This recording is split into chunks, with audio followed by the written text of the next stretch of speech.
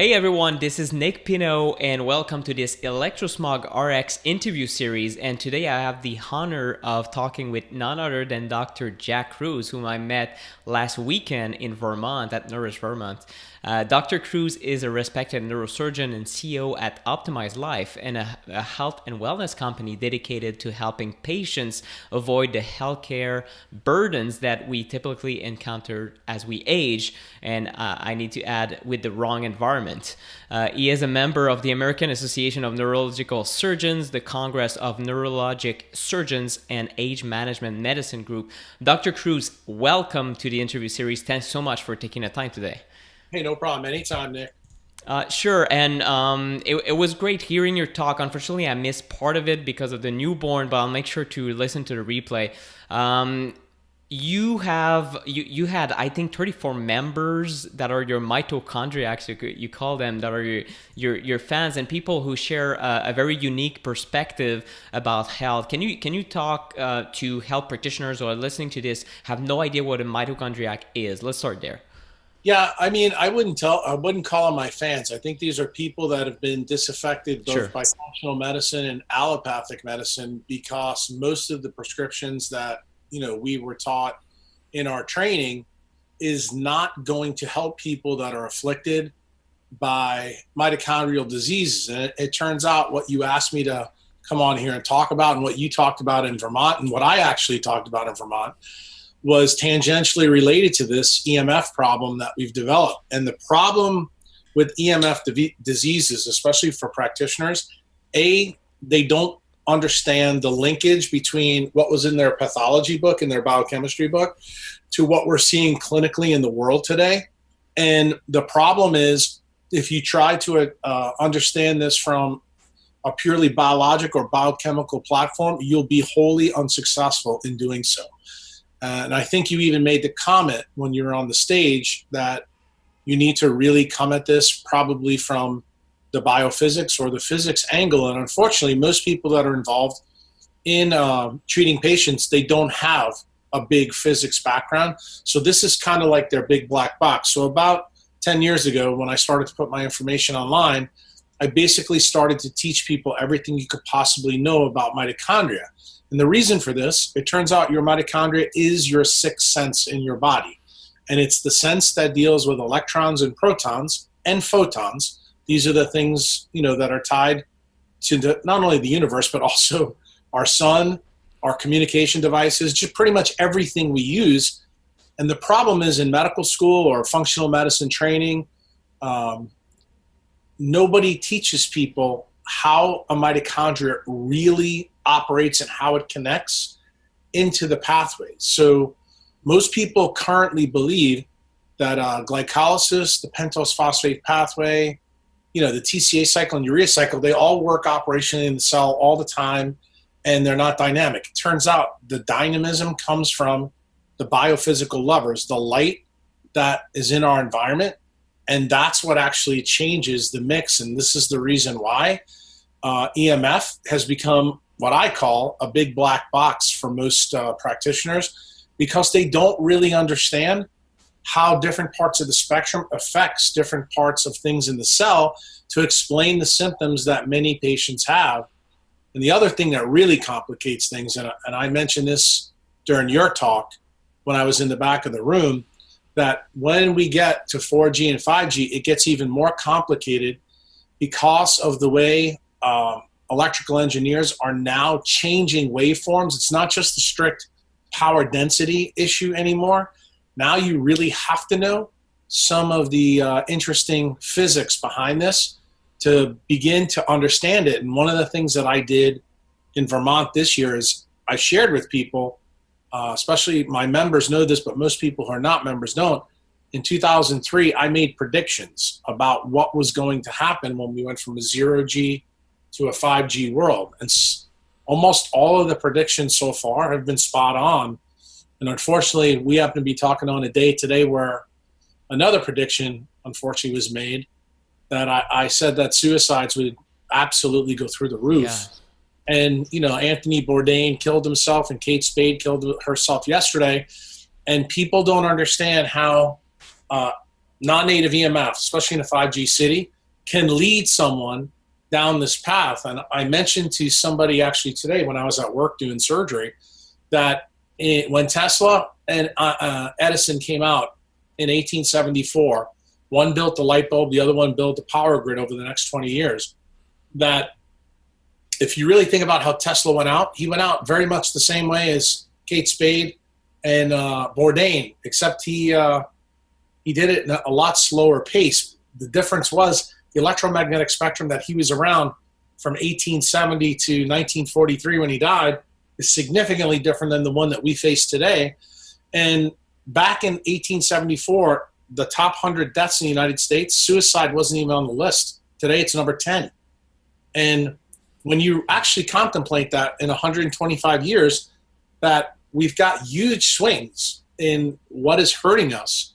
Like another one that I like to use in my talks is in 1900, the year 1900, the US government, the 37th leading cause of cancer, which was already rare, was colon cancer. Today it's number 2 of all deaths. So if you believe in Darwin, you believe in natural selection, this clearly doesn't fit the paradigm that most of us were taught. And the reason for that is because people really don't understand how this scales directly to a cell. And what a mitochondriac is a person that takes the really hard stuff and decides they're not going to give up easy. Yeah, and there's so much incredible things that leads me in all sorts of direction in what you just said. Let's talk. I think let's dive into 5G, because this is your talk. You talked about skin topology, and it turns out at the event, I don't know if you met him, but one electrical engineer from Poland called Pavel. And I'm connected with him. He's actually started a movement against, talking about EMFs in Krakow and getting cell towers out of the downtown areas. And turns out, I mentioned that in my talk, turns out he was in the room, a small world. And this guy told me, Nick, we need to chat further about the fact that power density, you shouldn't even talk about it in the 5G world. It does not matter, because other characteristics of the signal we need to look at. So does that mean that a building biology profession needs to adjust? Yes, of course. Yes. What's your take on it? How will 5G change everything? What exactly is this happening? It's a great topic, because your book, I think when you gave it to me in Vermont, I read it on the plane home, and I finished it, and I think it's a great book from 0G to 4G, but I'm going to tell you 5G is a game changer. And, most people who are building biologists or EMF engineers that people are going to hire, they're really well-versed on the power density story, but unfortunately 5G is not a power density story. And it turns out the power density will be an issue, but it's not the major one, especially for clinicians to worry about. So I think where we have to start first before we get into the 5G. Sure. So I think clinicians need to know that the power grid is not the same everywhere in the world. That's issue number one. And why is this a big deal? Well, in Europe, it oscillates at 50 hertz. Here in North America, it's 60 hertz. Why is that a big deal? It turns out the two major biochemical programs in our body, TCA cycle and urea cycle, only operate when the inner mitochondrial membrane is oscillating at 100 hertz. So I just told you, in Europe, the reason why we're starting to see way more people with electro hypersensitivity is this reason, because it's the second harmonic. So practitioners in Europe need to be very well aware of this. Or if people are taking care of people here in the States that are coming from Europe like I do, you need to be very aware. That's issue number one. That's going to be the same whether it's 4G, 5G, or 6G. Now, where the 5G changes things, most people don't know what topology even means. And I would strongly recommend anybody who's listening to this talk, go Google the 2016 Nobel Prize in Physics, because that's what it was given for. And basically what it is anything that happens on the surface changes everything that happens deep within the structure. And it actually can change the physical barrier of what's on the surface. And it turns out that in physics, many people right now have found out about topology from this very interesting I guess you could call it an isotope of carbon, but it's really a form of carbon that's a crystal. It's called graphene. And graphene is where we started to see all these weird things. And graphene is 100% made out of carbon, and we're 100% made out of carbon. It turns out that nature has also used topology in us. We actually are filled with topologic insulators. Well, 5G is going to affect our surfaces. So when I talk to clinicians and patients, the surfaces that we're all interested in are the skin, the eye, the gut, and the lung. Why? Because those are the areas that interact with the environment. That's where the non-native EMF is going to be, especially from 5G. So the way normal EMF works in the environment, when the sun hits our skin, that happens between 250 and 780 nanometers. Well, 5G is going to occur all the way from 3 gigahertz all the way up to 90 gigahertz. So the range is massive, okay? But the key is when sunlight hits us, it knocks an electron out of one of our lipids, our water, or our fats, our carbohydrates in our skin. And that creates a hole. And that hole is called a quasi-particle. But what it does, the electron has a negative charge, but the hole that it leaves behind is a positive charge. It turns out you can change what a substance physically is by putting holes in different places, being strategic, and it turns out that's what sunlight really does for us. And there is a program based in sunlight that does this, and it turns out that our optical window, meaning that our tissues, our skin, the things below our skin, are all optimized for this one octave within the electromagnetic spectrum.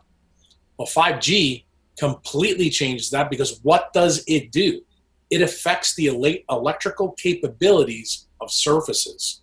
And the reason why physicists are so interested in this, because they now know that they can use graphene to shrink semiconductors even further. So that means they can save energy and power through all these different aspects. But what people do not realize is that the base for graphene and us, if you use it in a biosensor, that 5G information can be downloaded to you even faster to cause more disruption. For example, if you put a graphene sensor, say, when you're in the ICU, since you have, say, a brain tumor, it may turn out that the 5G could jump conduct into that sensor and go straight into your body and cause radical changes right there when you're in the hospital. And the doctors who are taking care of you will absolutely have no clue that this is actually going on. Why? Because they don't understand the physics.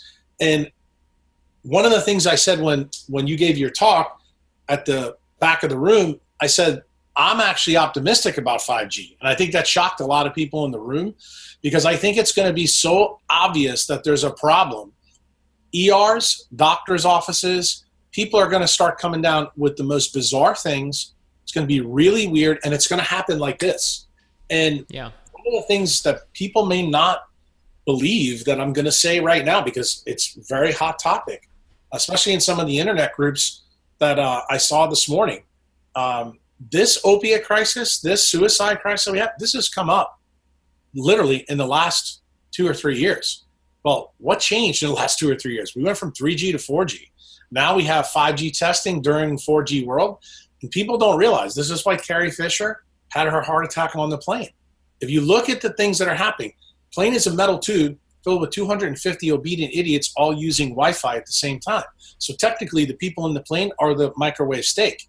But we don't realize that we should start to see bizarre behavior. Remember the people that get into fights on plane, or when they pulled the doctor off the plane last year because, the bizarre behavior. Well, people don't put these things together, that these are non-native EMF effects, and they are.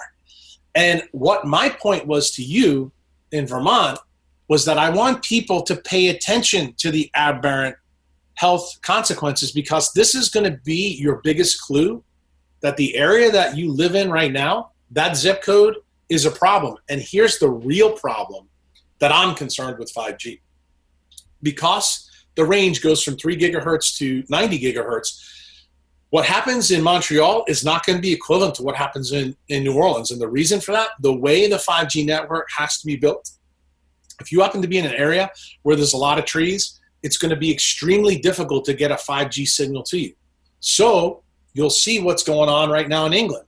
They're cutting all these trees down that are 400 and 500 years old to make it so that people can get their Netflix faster. So if you start to see, power companies, cable companies cutting trees down in an area that's densely wooded, that's a clue to you what's coming.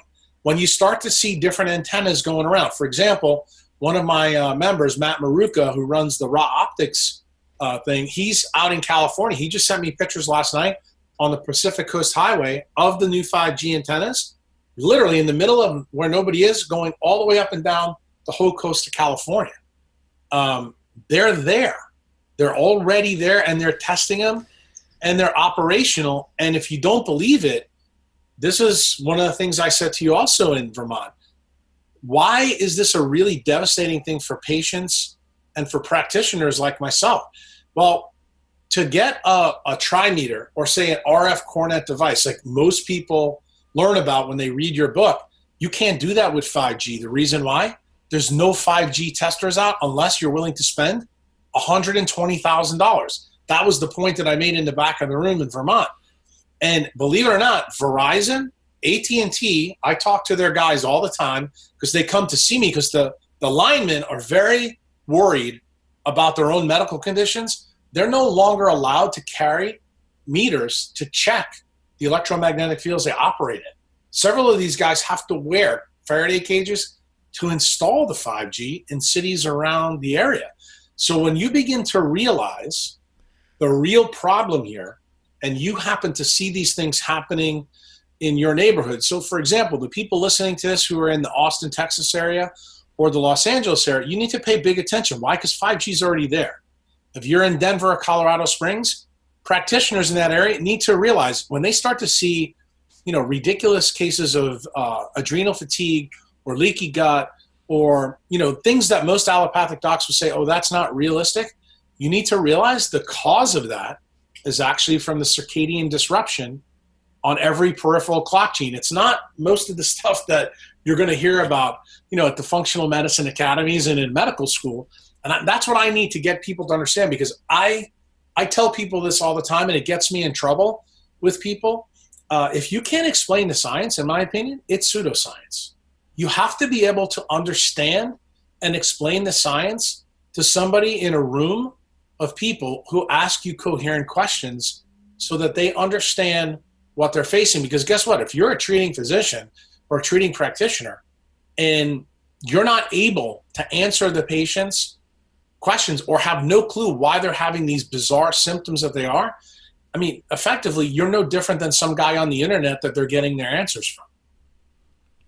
Yeah, this is profound. And this is, I'm some guy on the internet and I'm trying to get the word out. And then next thing I know, getting this course off the ground, I have people like Dr. Tom O'Brien and the top authorities that say, hey, Nick, teach me about EMFs. And I'm a bit overwhelmed, Jack, because I shouldn't be teaching you about these things. It's so critical, and yet I have, as a citizen, a journalist, to take this information and get it to the public. And thanks so much for being here, because about 5G, I think it's profound to say that everything that's going to be taught in this course in cities that 5G is in cannot be applied the same. Everything changes. And one thing you mentioned is jump conductance. Can you talk a little bit about that? Let's say I have 5G antennas. One person I know, Jody, who's a health practitioner, woke up a morning and she sees this 5G antenna. It's up. And no warning, right? So what happens now that the 5G antenna is there is, if I understand that correctly, is that 5G jumps all over the wiring in your house. Can you address that a little bit? Well, not only does it jump on the wiring, it jumps on the water lines, the gas lines. Yeah.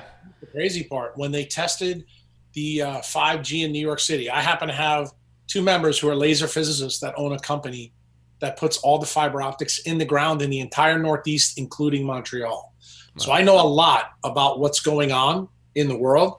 And when they first tested this 5G in Midtown Manhattan, within 2 weeks, they had 5 people get electrocuted from standing on a manhole cover and also leaning on the lampposts that are in the city. Because what the city originally did is they started to put the 5G antennas on lampposts, traffic lights, and on Park Avenue on the outside of buildings. So for every city block in New York, you had to have 3 RF microwave repeaters in order to get the signal strong enough. What they started to find very quickly is that when they did this, they electrified any conductor that was around.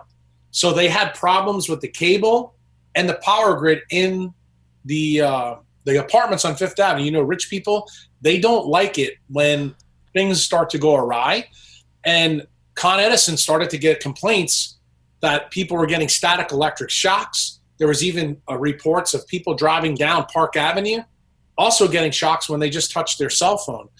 And this brings up another kind of scary point. The other big thing that happened when they tested 5G in Southern California, and a lot of people call this conspiracy theory until you physically look in it, all the antennas that were in the Santa Rosa area, they were all turned on right before the Santa Rosa fires last October. And guess what? PG&E, which is the Con Edison version out in Southern California, reported 2 to 3 days before full power went on that they had massive changes within the power grid. And you can go look this. This is public data. You're a journalist, so you can go pull this up. Well, it turns out everybody knows when they put on the news that 2 or 3 days later, we saw these massive wildfires that did the most bizarre things. They would melt car engines, but the trees that were around weren't touched. And the reason for that is the trees were grounded. Anything that wasn't grounded that had a conductor in it had the temperature that would approach that to melt aluminum. And we actually saw, $100,000 cars with aluminum engine blocks melted in the street while the trees around their incinerated house were not bad. That is the absolute electromagnetic footprint of an electromagnetic fire. So guess what? These things that we're talking about, these are the clues that the people who watch this video need to begin to remember. It's okay that you think this is hyperbole or it's going to suspend your belief. That's not the point. The point is you need to be aware, because you don't understand the science, that these kind of things can happen. So then let's take it to the next step. Because your focus is to teach practitioners, they need to understand then how these things will affect biology. And that's where becoming a mitochondriac becomes incredibly important. Why? Because it turns out the way the inner mitochondrial membrane, the ATPase, the outer mitochondrial membrane operate with or within our 1 octave of the electromagnetic spectrum, you need to be an expert of that to understand the abnormal that is going to come with 3G, with 4G and 5G. So that way when patients come to your door, you're not going to be foolish like most functional medicine doctors are and order $3,000 worth of labs that are not going to help. Believe it or not, as I said from the stage in my talk, that some of the basic labs that one gets will give you a clue of what's really going on, so that way you'll know what questions to ask. And that's, to me, the most important part of this story, both on your end as a journalist and my end as a physician, is that we have to teach people coherently exactly what to look for, what not to look for, what to focus your attention on, and really to be a good listener and observer. Because, believe it or not, watching the news, watching the things that go on in current events are going to clue you in when something's changed in your own environment. What are these tests, Jack, that you would recommend? I guess it's, I've heard with Zach Bush talks about, what is it called? Phase angle. Is that a good one? Which test would you look at to see how electromagnetic and the light environment is wrong in someone? Yeah, these are all tests that actually most people can do without a doctor. And that's part of the reason why allopathic doctors and functional medicine doctors, really at some level, I think they're very uncomfortable with many of the things that I'm teaching people, because you don't really need a doctor to actually understand this until things really go awry. The simplest test is a BUN and creatinine ratio. What does BUN stand for? Blood urea nitrogen. What did I say to you earlier, Nick? The 2 key things that separate us, meaning humans, from our evolutionary ancestors is the TCA cycle and urea cycle. Urea cycle is linked to BUN. What does that mean? When your BUN goes up, your urea cycle is not working. That means those 2 cycles, which are like bicycle tires, one of them is not working as good. So your BUN rises. What is that a sign of? It's a sign that the cell is dehydrated inside. Very similar to the story that I gave you before about the 250 obedient idiots in the plane flying from Montreal to New Orleans. Why? Because they're being irradiated just like a piece of steak in a microwave oven. Well, it turns out, how does this physically happen now at the cell level? Well, the BUN goes up. When the BUN goes up, water can't be added to either of those cycles. One of the gentlemen that spoke at Vermont right before me, which is Dr. Boros, he tried to get that message across. Unfortunately, many of the people that were there don't have the biochemical background to really, truly understand this. And there may be many people watching this that also don't know. But here's the beautiful part of being a mitochondriac. You don't need to know all the steps in the TCA cycle. All you need to know is this, that you cannot fat burn and you cannot use protein properly if those two cycles aren't working. So what is this a story of? The kinetics of those two cycles. So I tell people to think about it like a Ferrari. If the Ferrari has Aunt Jemima syrup in it, it can't spin as fast. So what do you see? You see the BUN goes up and the creatinine ratio goes up. Generally, if it's above 15-1, you know the environment that you're in is not good, okay? What's another test? This is probably the best one, and this is one that will probably resonate with a lot of the clinicians that you're gonna have here. I hear every time I go talk, the number one question they wanna ask me is, hey, Jack, I put people on a boatload of vitamin D, then I check it in 3 months and it hasn't budged. Why is that? Well, it's very simple. That tells you that the environment that they're living in is very high-powered 4G, probably got 5G in it. Why? Turns out on the surface of your skin, back to the topology story, when the sunlight hits your skin, your mitochondria make water. Well, it turns out the way we make vitamin D3 is from LDL cholesterol converting to D3, and it begins on our skin. That's called an isomerization step. If you have no water in your skin, you can't make the conversion. So guess what? That's the reason you never see it. That's the topology effect that occurs on the skin. Most functional medicine doctors don't know that. I can tell you most allopathic doctors don't know that, with the exception of dermatologists. The dermatologists do know about that isomerization step, but they believe the sun causes the problem. They have no idea how mitochondria work, so they never get the story fully correct either. The key is patients, though, know, especially patients that have other comorbid mitochondrial disease, they have this problem. So the classic one that you hear about in many conferences you go to is the fat person that takes vitamin D and it never goes up and they can never lose weight. Well, it turns out the reason is that they're in an environment that's loaded with non-native EMF. The most common one is blue light. The second most common one is the networks that they're around, because it turns out that the mechanism of this effect body-wide is what I talked about in Vermont. It's where melanopsin, the blue light detector in your eye and your skin, is bound to vitamin A. In us, in humans, it's a loose covalent bond, meaning that it's very easy to break. That's the reason why it's a problem, because when vitamin A goes down, guess what it's yoked to in the brain? Vitamin D.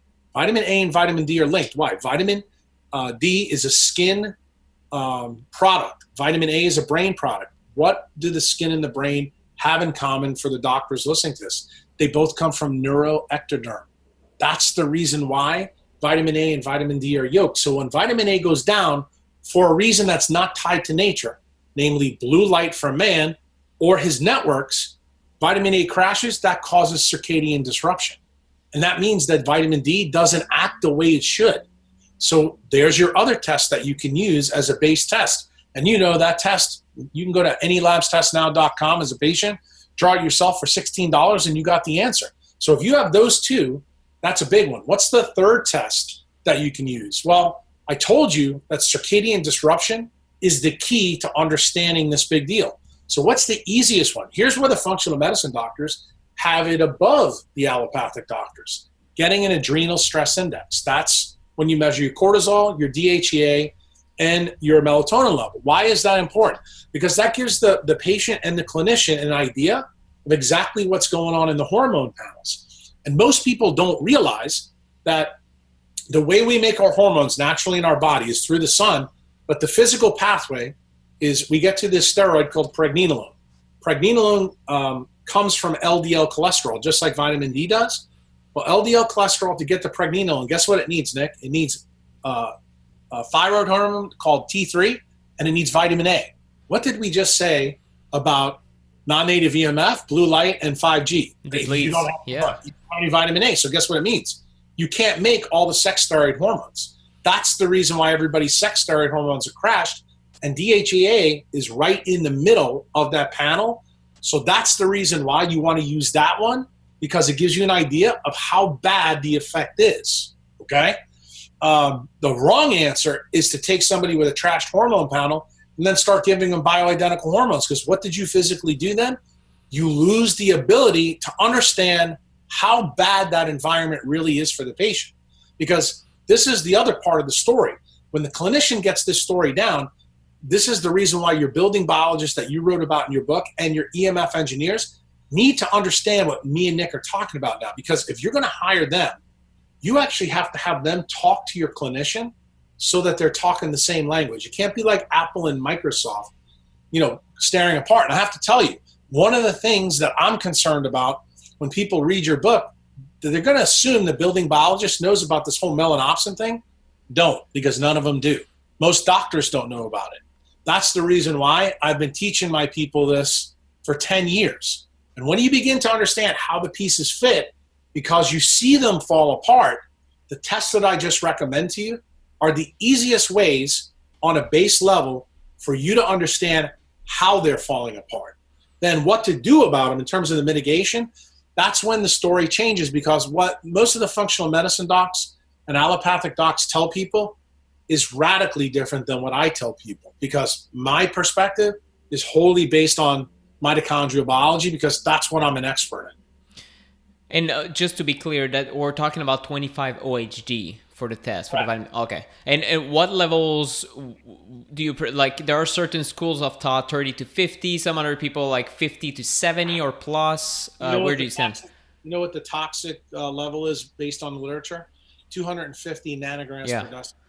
So my belief is that if you are an equatorial person, like the people that Jeff Leach were talking about in Vermont, 150 to 200 nanograms per deciliter from the sun. Oh my God. Okay. So a guy like you, where you are in Montreal at the 45th latitude, right now, 3 weeks before the summer solstice, I want you 60 to 80. I guarantee you, if we check you right now, you're not going to make it there. Why? Because you're too much indoor. You're an indoor silly talking monkey, which is what I told people. And today, like when I was doing surgery in between my cases, I actually was outside with basically a Kaniki on in between my cases. Now, I'm at the 28th latitude. Today, it's 95 degrees. UV index is like 14. So I was out there for a total of 2 hours in between my cases. So I'm going to tell you, your latitude and altitude play a huge role. But one of the things that I made a comment when you gave your talk, because you asked this question, and I really want to get this here because I hope you begin to talk about this with your people. The single number one most important test for everybody is population density. So that means the more idiots you have around you, the more you need to be concerned as a journalist, as a non-native EMF engineer, as a building biologist, as a patient, as a clinician. So for example, if somebody comes to you from Regina, Saskatchewan versus downtown Toronto, you can almost guarantee the person from Toronto is going to have a huge problem. And you need to know what to look for, because here's the flip side. The inconvenient truth from understanding how non-native EMF really works is you may get to the point after doing all your testing, doing your hacks with your building biologist, doing your hacks with the electrical engineers, saying, you know what, I can't stay here anymore based on my redox potential, because even if I'm making it outside in Montreal or Toronto, I can't get my vitamin D. I can't recover these things because my topology is so demolished. Now, this is a very inconvenient thing for me to tell people. But one of the things I said in Vermont that I want to share with you, because I'm assuming you were probably out of the room when I said it, because it models directly to nature. And I think when people understand it, they'll understand what I just said is very congruent with nature. So I'm going to teach you something about Africa, the wildebeest. How did the wildebeest, there's only 2 seasons on the equator, okay, wet and dry season. How do the wildebeest, who have no smart brains in their head, know to go migrate across the Nile River to get to the other side where the grass is better? Well, it turns out the way grass grows by photosynthesis, there's an isotope of hydrogen in the grass called deuterium. That deuterium aggravates their enterocytes in their gut. They get a little bellyache, and that tells them the grass is no more good. Okay? They're paying attention to the sun as well, so they know that the season's changing. That gets them to go across the Nile River to migrate to get to where the good grass is. Now, they have to go past those 20-foot crocodiles, so several of the wildebeest are going to get taken out by nature. But guess what? Millions, and this is the biggest migration every year on Earth, have to make this trek in order to survive. So the thing that I just told you before, that you may begin to realize that you can't stay in Montreal. You can't stay in Toronto. You can't stay in New Orleans. People on the internet don't like my message because they want to do what they want to do. And what I'm trying to explain to people is that exactly what happens in the wildebeest through nature's seasonal change of its EMF is exactly what we're creating ourselves, and we don't realize it. And we need to realize it, because guess what? The physical change that occurred in that wildebeest stomach, that is topology change of the gut surface. That's exactly what happens with seasons. And that was the reason I made the point that I made from the stage about Jeff's talk and about Zach's talk, that I don't think many of the people in the functional medicine world or in Zach's world understand truly how the microbiome and the gut work. And the reason why this is very important, you're doing this seminar series, is that we need to get this message out to people that they need to start to think about things a little bit more differently and with a different perspective.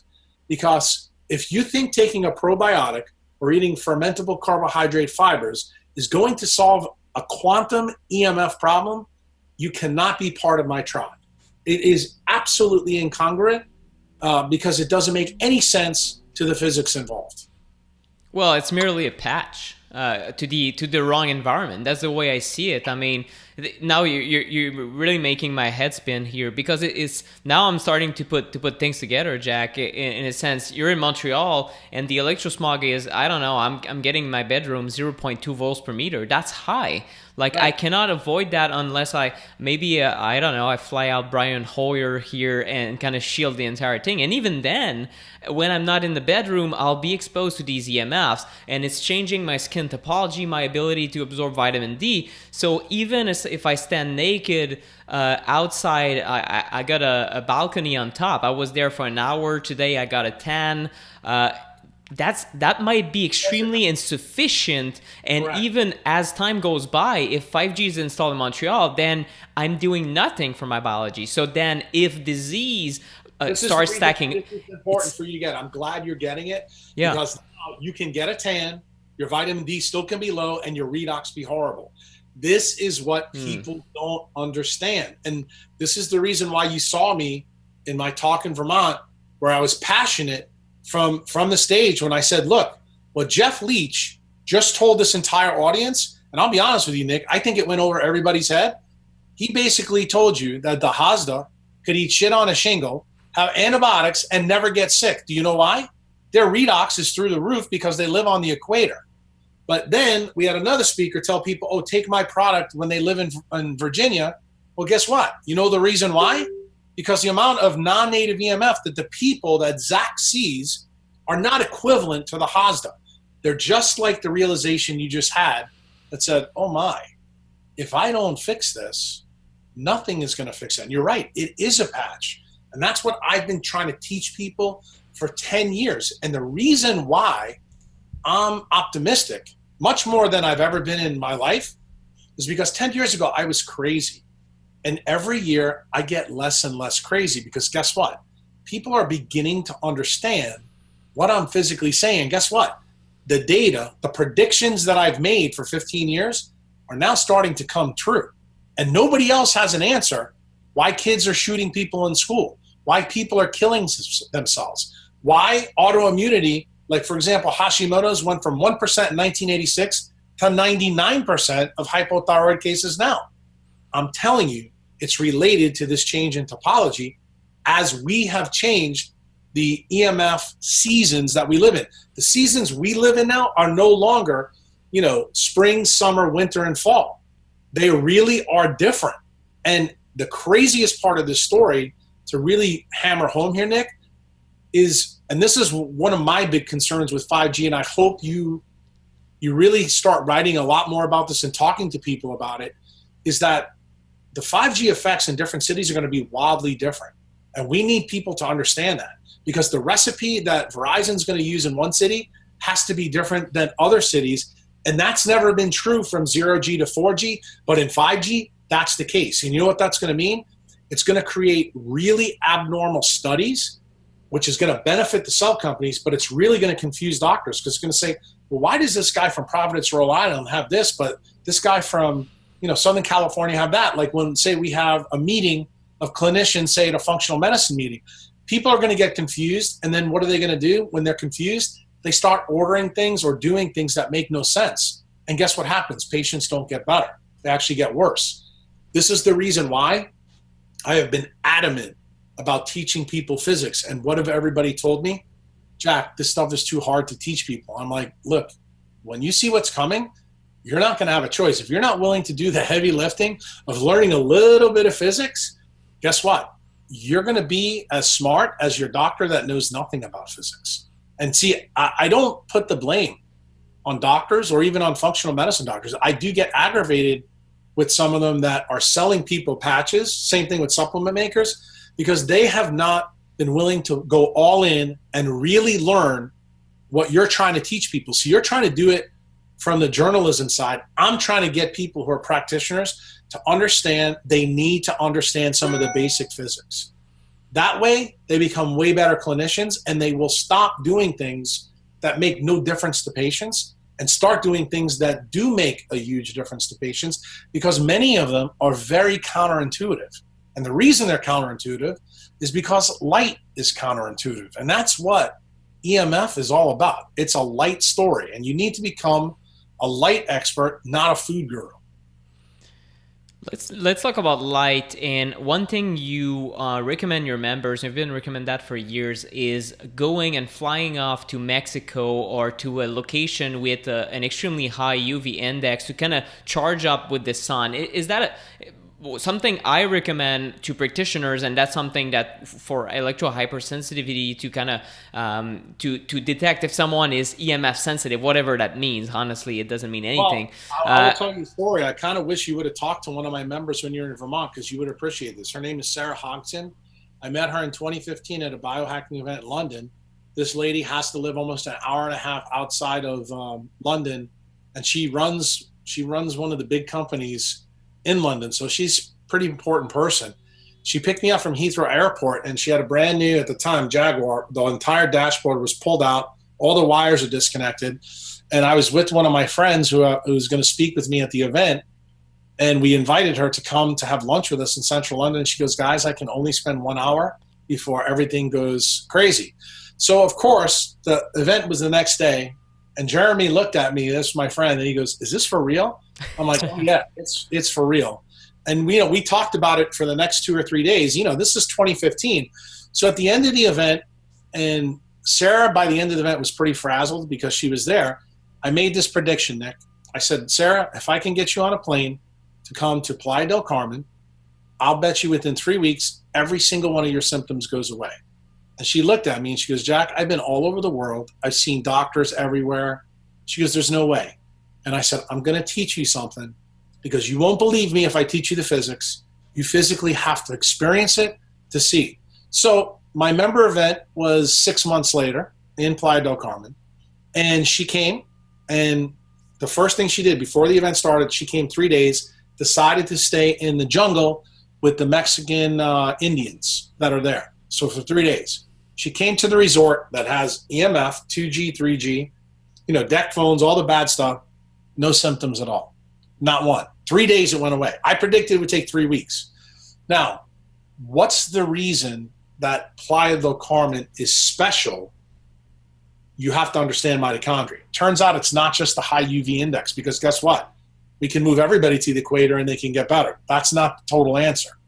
There's another thing about Playa del Carmen that's unique. This is where the asteroid hit the planet that wiped out dinosaurs and where our clade came from, the eukaryotes. That hole in the ground is 166 miles wide. It's a huge deep hole. The rim goes from the Isle of Mujeres all the way to Progreso. That's the only part of the crater. About 13% is above ground. The rest of it is in the Gulf of Mexico. Why is this important for you to understand? That brings you closer to the magma chamber. For example, people watching this probably have seen all the stuff about Guatemala and about Hawaii and see the lava. Well, guess what? That means under this part of the world, the magma chamber is much closer. It's a dynamo. It's flowing metal. What does that mean? The magnetic field is higher. What does that mean, Nick? It means the ATPase in every mitochondria of your body, without any input from the sun, spins faster. You're recharging the batteries, literally. Exactly right. And guess what else happens there? All the water from the Yucatan Peninsula comes from the cenotes. What are the cenotes? This is the rim of the crater pushed up. It's all limestone from the base of the ocean. And after 65 million years, the water goes in there and makes these holes, and they collapse. All that's filled with 65 million year rainwater that's deuterium depleted because of the calcium carbonate that it's in. So what does that do? It makes the ATPase spin even faster. Then the third issue is at the 20th latitude north. So guess what? It's the tropics. It's not as good as the equator, but it doesn't have to be. Why?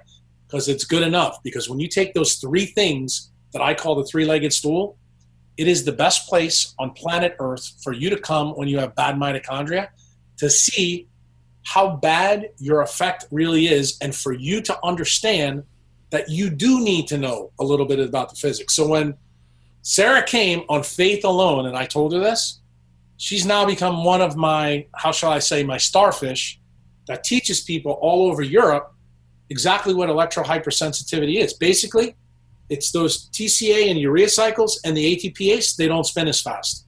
That's all you have to know about biochemistry. Now, if you want to know deeper, I'll teach you that. But that's really all you need to know. And that's what electrohypersensitivity fundamentally is. And what does that mean when you're a human? Well, we have this big neocortex and the big heart where all our mitochondria are. So that means you have to use the two older evolutionary pathways, which everybody knows, glycolysis and the PPP, which is the pentose phosphate pathway. Those two pathways are designed to work with low oxygen levels to keep growth down. That's the reason why people have brain fog.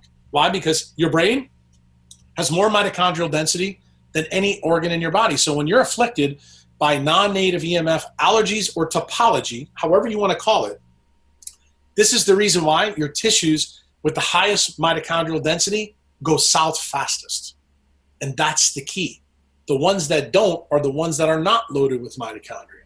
And can we see the effects of mitochondria or topology disease? Here's another test that I use that I talk about on my Patreon blog. You'll probably appreciate this because I think it's something that each one of your practitioners probably learned in medical school and forgot. If you do a blood smear on yourself, just take some blood out, put it on the slide and smear it, look under there, you're going to see some weird looking cells.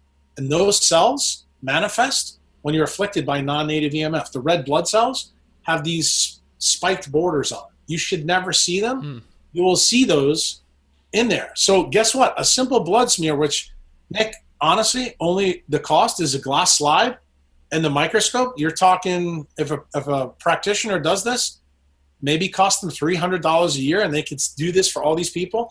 I personally teach my members how to do this themselves, so that way they'll know, because my belief is when you know better, you do better.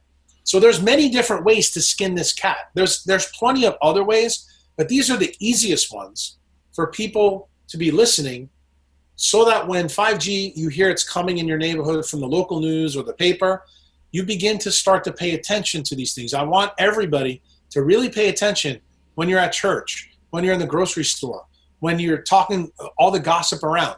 That gossip is going to be tied to people beginning to get sick from this problem. And you, as the smart clinician, have a duty to pay attention to that. Because guess what? This isn't going to show up in the CDC statistics. It's not going to show up here. It's going to show up on social networks like we're on online, where you start to hear, hey, Nick Pinault saying everybody in Montreal is starting to come down with CML or CLL, and nobody knows why. Or why is it that northern New Jersey and southern California have this huge spike in autism, but that's not present in Salinas, Kansas? This is the key. And see, hospitals, and I mentioned this in your talk, hospitals already are beginning to realize that certain zip codes get certain diseases. For example, we know in most hospitals, there are certain parts of cities that those people who live in that area tend to spend more time in the ICU. How do you like that? Well, guess what? All it takes is an investigative journalist like yourself to start to look at, okay, let's look at that zip code and see how it's different from a non-native EMF perspective. Let me tell you something, Nick. Here's your homework. You can go then and start giving that to journalists and to politicians and saying, look at how the health metrics and the EMF metrics marry completely up. It's going to be really, really difficult for people to argue with that. And I can tell you, guys like Sam Milhelm, the epidemiologist, when you start to communicate with them, you're going to make clinicians that we're trying to help their job much easier. That is really where I view your job, where I view epidemiologists, is the bridge between clinicians and patients. Why? Because let's face it, some patients, they don't want to do the heavy lifting. I mean, I can tell you, my people, I actively, and you know this, I can be pretty aggressive with my attitude and how I do things, but I think you're beginning to understand why. I want the people that are all in. I'm not interested in people who want to be spoon-fed or go through the drive-through for someone to teach them this. Why? To truly understand this, you have to have skin in the game. Wow, so much. Like I don't even know what to add. I'm gonna ask you a couple of rapid fire questions from the audience. I asked around, okay, what should I ask Jack Kruse when it comes to EMFs? Electromagnetic shielded clothing. No. And that's because, especially in a 5G world, is that right? Right, because it's jump conduction, and here's the problem. This is the way you have to look at it. Anything that you decide to use on your body, you have to personally vet. Do not listen to any marketer, supplement maker, doctor, or anybody else. Why? Because your mitochondria and your life is at risk. So I'm going to make it very simple for people, because most people know that I'm building a facility down here about 5G mitigation. Let me tell you what I found. You want to build the best place that you can and have a house, reinforced concrete with rebar in it. The walls need to be sheetrock with lead line, just like we do in a hospital when we're building an MRI or a radiology suite. Why? That's how powerful 5G is. Why? Anything else you use, it'll go right through, or it'll cause jump conduction. The other thing I'm a big fan of, metal roofs. Why? What's the big change? And we mentioned this in your talk in Vermont. If you would have talked to me a year ago, I would have said, no, mitigation's different. This is the key for people to understand. You have to live a life where you're dynamic. As the information changes, you have to change. So now we know in the United States, at least, and I'm sure Canada is going to be the same way, most of our 5G probably in the next year or two are going to come from above, from satellites. So that means the number one thing is you need to start thinking about metal roofs and metal walls, or some kind of metal reinforcement in your walls to block it. Inside that, you can put new metal lining. Most commercial electricians know, like when they build a hospital, everything has to have new metal wiring. So that's simple to do. It'll add about 20% of the cost to rewire a house. But if you're smart, and this is the key, if you're smart right now, sell your old house in the next 2 or 3 years. Why? Because then you're going to want to start building the smart way. That's exactly what I'm doing. In fact, one of my members is actually starting a company in the UK to build, it's called Da Vinci Houses. Why? It's built with non-native EMF involved. Everything about the house is tied to this. So when we can put builders in this mix, guess what? They'll be talking in unison with building biologists and electrical engineers to help us all. But you have to help yourself by realizing that there's things that you can do that change the way you go. Like if you say, look, I own this house and I'm not going to change this and I'm not going to do that and do this, then fine. Just deal with going to the NHS or going to, public healthcare in Canada, because you're going to get sick. It's just, that's the way it's going to be. And you're going to see a bunch of doctors that have no clue what's going on with you. And this is the reason why you heard me passionately from the back of the room in Vermont when people were saying we need grassroots efforts. No, we don't. It's an N=1 world. We need to protect our own mitochondria first, Then when enough people get it, then things will change, because people need to understand that no federal government, no government agency, no grassroots effort is going to change what's going on in North America. Why? Because the entire economy is based on this. There's no way they're going to turn this off. So you know it, I know it. It's foolish to think anything else. So you know what that means? That means that you need to start to go realize there is no box. You have to go outside the box. And that's the reason why some of the things I teach people now are becoming very mainstream. Yeah, I like your thoughts on that. This is I have hope that somehow not that 5G can be stopped, but that better wireless communications or even wired communication can be applied. But how many decades is it going to take? I'm not sure. And I know that the economy, when you look at everything from the self-driving cars to all the new technologies, everything is so intertwined that I don't see that. That's the reason why 5G is a problem, because if people don't know what 5G is, it's called the Internet of Things. It means that we're going to have trillions of RFID chips connected to the internet so that everything's talking to everything. That's the reason why the spectrum has to be so broad. And the key is the more technology, every brand, anything that's called smart will hook up online. And when I tell people this is truly the matrix, it absolutely is. They'll be able to know everything you do at any hour of the day, at any time, because an electronic signature can be found. They can triangulate you from just about anything now.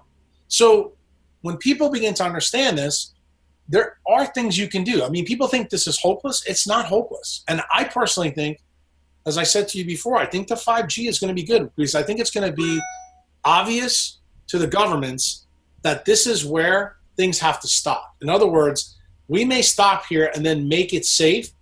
And I think it's going to happen faster than everybody thinks, because here's the thing I know about the United States. The population's already sick, and if we make them any sicker, the economy, even though it's based on technology, will go broke.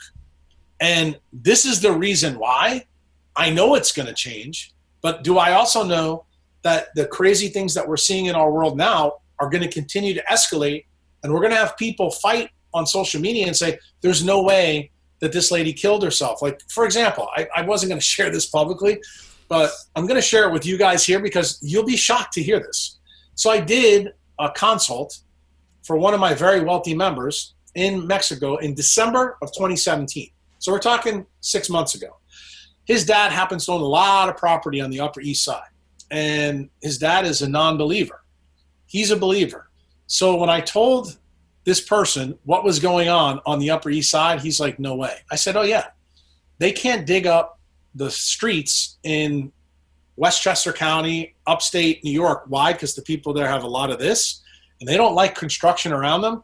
So guess what the solution was? AT&T and Verizon and several other carriers, Comcast, decided they were going to put 80 gigahertz, 120 gigahertz antennas on the buildings on Central Park West, Park Avenue, Fifth Avenue, and point them up to the Whitestone Bridge and up to Rye, New York, and deliver 5G that way. Guess where Kate Spade lives, Nick? In one of those buildings. She has an 80 gigahertz microwave antenna that's been operational for 18 months. Nothing else to add. It's crazy. Take a guess where Anthony Bourdain lived in New York. Same place. Okay, so guess what? Oh my God. Yeah. So this is what I'm trying to tell you. I can tell you other stories. Like, there's a building on Madison Avenue that 2 years ago was wired with fiber optics. Every level. This was a realtor's building. One of the biggest realtors. Like, you watch Bravo TV, all those realtors in New York. This is one of the places they work. Yeah. The stupid realtor company decided to put a cell tower on every floor of the building. It was like 30 stories.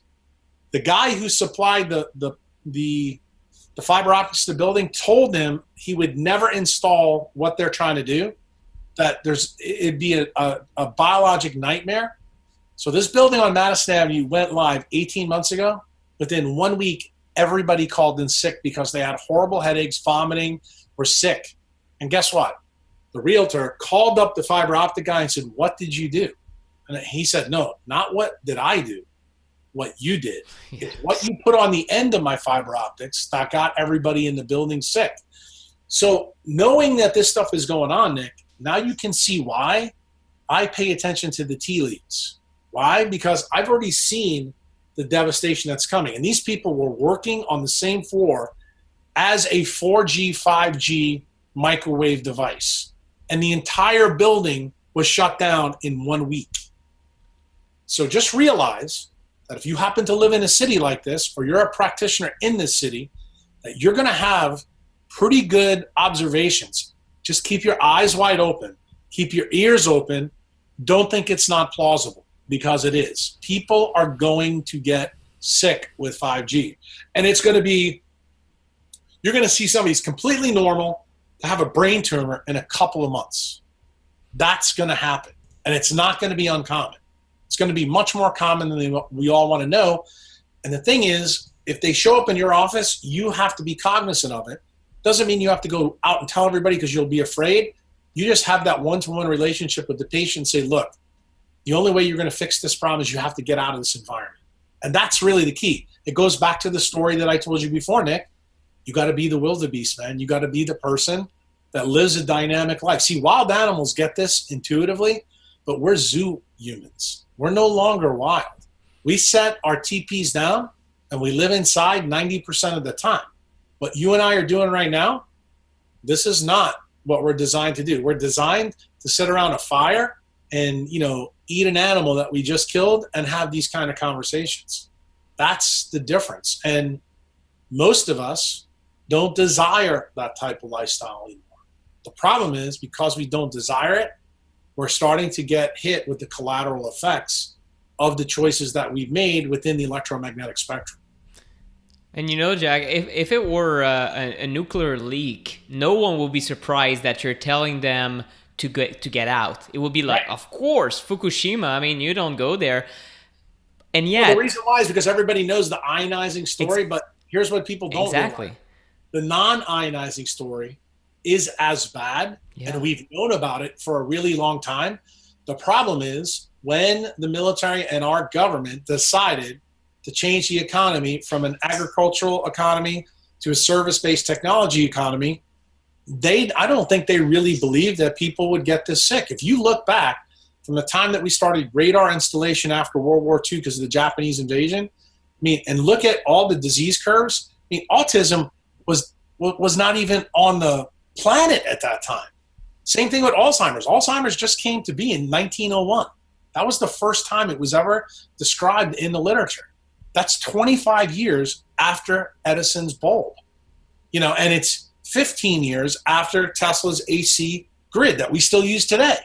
And people don't realize how these things link. They want to blame it on GMOs. They want to blame it on food. They want to blame it on the things they understand, Nick, which goes back to my story. Don't blame it on stuff that isn't the cause. Like, it drives me crazy when I hear people tell people, oh, well, carbohydrates are really bad for you. No, they're not really bad for you. They're designed to be eaten when it's summertime. You know why they're really bad for you in a 0G to 5G world? Because all non-native EMF increase AMPK pathways, increase glucose. So guess what? It's like a double dip. That's the real reason why. And the reason why your body does it is what I told you before. You can't use the TCA cycle and urea cycle. You have to use the old pathways. That's the reason why your glucose goes through the roof. That's the reason why. It's because of the non-native EMF that we've built, that we're living in within our cities. That's the real problem. And every time you disconnect yourself from nature and you add these artificial things, things tend to go south. And maybe one last thing, grounding. Grounding in nature, grounding in nature. No? Yeah. Yes? No, I'm going to tell you why. Not anymore. No, not anymore. In a 0G to 4G world, the answer was absolutely. I was the biggest proponent. Here's the problem. Nick, if you take your shoes off in Montreal right now and there's a 5G antenna, you're going to get electrocuted. Bad news. Just remember what I told you, that most of our cities have their power, their gas lines, their sewer lines underneath the ground. So it's really been ineffective. In fact, in Vermont, you'll probably be shocked. I told one of my members this, who's from New York City. The only place that I told them that they can ground is in Strawberry Fields, where they have all the concerts. Do you know why? They've not been allowed to tunnel underneath there for utilities or the subways. That's the only place in New York City that I can tell you that you can ground safely. If you go above 81st and 5th or Central Park West, it's been completely tunneled. So you're taking a huge risk. And here's the irony. If you ever go to New York, you'll notice that all the humans tend to congregate at Strawberry Fields. Why? Because much like the wildebeest we talked about earlier, they kind of know that that area is a little bit safe, but they don't know why. Yeah, and they feel different, but they don't know why. Yeah, right. That's interesting. That's the key for you, because I know you live in a city. Most of the people that are probably listening to this are going to be in a big city. You just need to become aware. Start making friends with construction people who do like civil engineers. Get a friend in your network that's a civil engineer. They can teach you about these maps. I'm fortunate. I have members that do this. So just about every big city, I know where all the problems are. And that's the reason why I tell people, you do not want to go here. You do not want to go there. There's already places that, for my members, are off base. That you just, as soon as they come and they're new, I tell them, pull up your stuff. It's time to move. It just happened 2 weeks ago. I had a member call me from Colorado Springs. She sold her house. She's in Playa del Carmen right now. And she's a big software engineer for Oracle. She's got plenty of money, but she couldn't understand why she was 47 years old and she felt like she was going to die. And I said, well, it's pretty simple.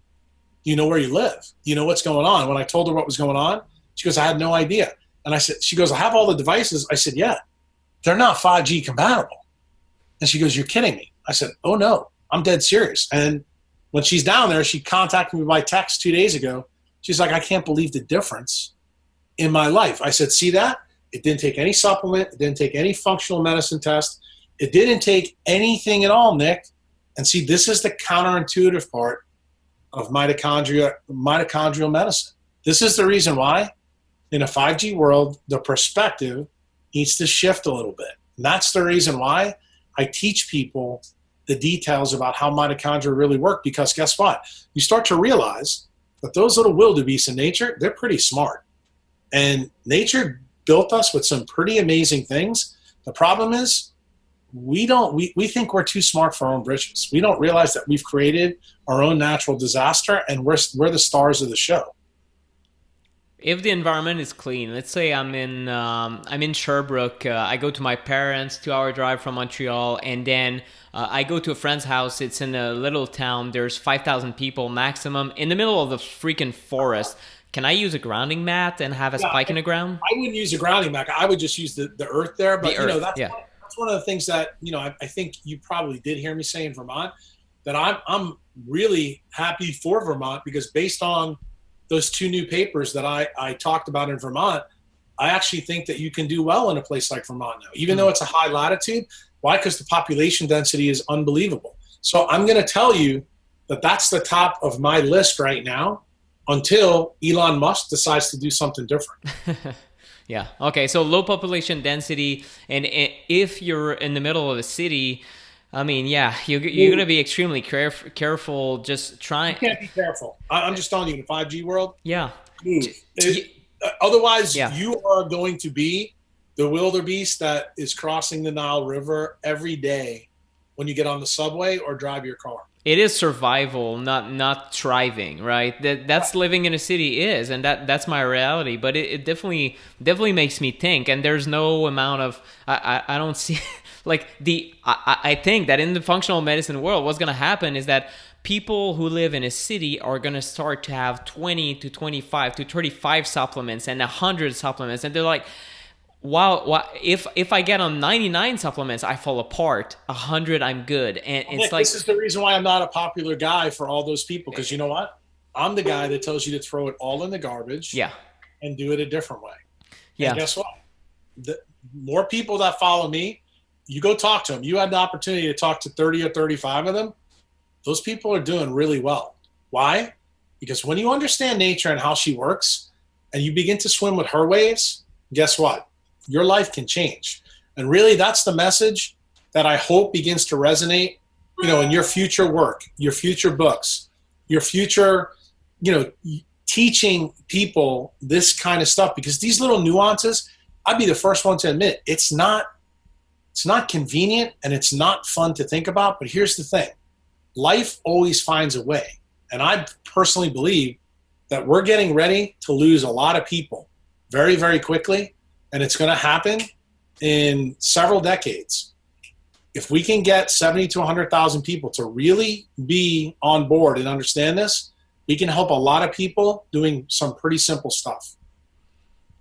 Thanks, Jack. It's been amazing. What a great discussion. And I wanted to have you on to have a completely different perspective. This is nothing like the other interviews I had, and I'm that's exactly what I've gotten. So thank you so much, and I hope to have you back on to as things evolve. What I've decided for this course is to create a new course every freaking year. And why is that? Well, it evolves so fast that I want it to stay updated with everything that we discover. Maybe there's going to be a new 5G meter out for $1,000. I don't know, but we cannot teach functional medicine in a format that's like, oh, I'm going to teach you a module and then it's good for 10 years, especially not when it comes to environmental medicine. Right. Now you know why I decided to put my roots down and build the facility that I'm building, because guess what? That's exactly what the facility is going to be about. It's going to be about the constant change and teaching people what to pay attention to next, because guess what? What we did 2 or 3 years ago may not be what we have to do in the future. Right. And it's also one of the things that hopefully now people who are out there who are food gurus begin to realize why I had such a big problem with the paleo people, because the way we ate 10,000 years ago has nothing to do with the 5G world. And that perspective alone should get you to think, hey, is this the reason why guys like Jimmy Moore are having the problem they're having? The answer is yes. And this perspective is so alien to that group that they won't understand it. I'm hoping that some of the people that you share this with, I don't want them to believe anything you and I said. But what I want them to do is be curious to say, you know what?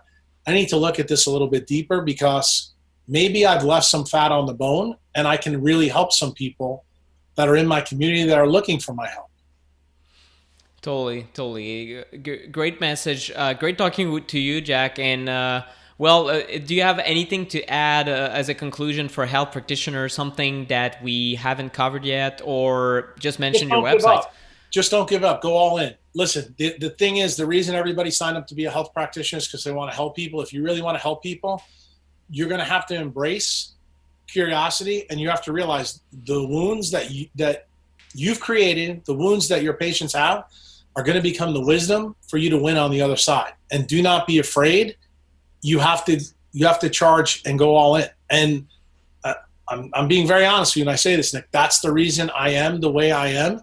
I make no apologies for the way I am, because I realize that until people get this message loud and clear, both the public, the journalists, the people on TV, and the people that follow you on social media, they need to understand why they're in for the fight of their lives. And your website, if people want to learn more about, especially about the science part, I think you go so deep. I try to keep up with the Patreon. Is that I know you have different membership levels. Talk about that for a sec. Yeah, my website is jackkruse.com, and on there, those are where I teach people to become mitochondriacs. My real 5G stuff, because it's so clinically oriented, is now behind the Patreon site. And Patreon is www.patreon.com/Dr. Jack Kruse. Right now I'm in a new series called the Quantum Thermodynamics series. This basically is, if you're interested in 5G, this is the series that you want to listen to, because this is all the foundational stuff, exactly how we are going to connect and disconnect our biology by using this stuff. Once you understand this, then I have like real life examples. Like, for example, I'm getting ready to show people in the next week how a person that had a tattoo for 22 years, who worked in the IT industry, came to see me for a back problem. And I looked at that tattoo and I said, I think that's a T-cell lymphoma. And she looked at me, she goes, there's no way. And she goes, I've had this for 22 years. I said, yeah, you've been in the basement of the hospital for the last 7 years as an IT person around blue light, non-native EMF. The red part of your tattoo has reacted. That tells me it's made out of cinnabar. Cinnabar is a stable compound of mercury, but it has a blue light resonance. Guess what, Nick? She got a biopsy. She got a T-cell lymphoma. Wow. So guess what? This is the point that I want to make. When you know better, you do better. You're able to tell people something and make predictions. And you remember what I said in the beginning of my talk in Vermont? What's the mark of a good theory? Is when it can make predictions and they start to come true. That's when people have to start to pay attention to you. And the key is, you have a lot of people out there that are sick. That's the reason you're putting this seminar on. Well, it's our job to try to help them any way we can. Some of us are going to have different parts in this battle. My part is to teach people the basic science. A lot of people don't want to know it. That's fine. But I think once you jump down the rabbit hole, if I can learn it and knew zero about it in 2003, you can learn it too. There's no reason you can't. I've got hundreds of thousands of members that are learning it as we speak. Thank you, Jack. Thanks so much. And well, have a great day. It's been amazing. And for everyone listening to that, because I'm gonna put this interview for free on YouTube, on top of being part of the membership for Electrosmog RX. Well, if you want to learn about the Electrosmog RX, it's simply electrosmogrx.com, and you'll learn everything about EMFs. And of course, this course will be updated every year. And I think that this interview has been really foundational, Jack. And I'll definitely a lot of food for thought in how the course is gonna develop. But thanks for your insights. No problem. Anytime. All right. Have a great day. You too. Take care. See ya.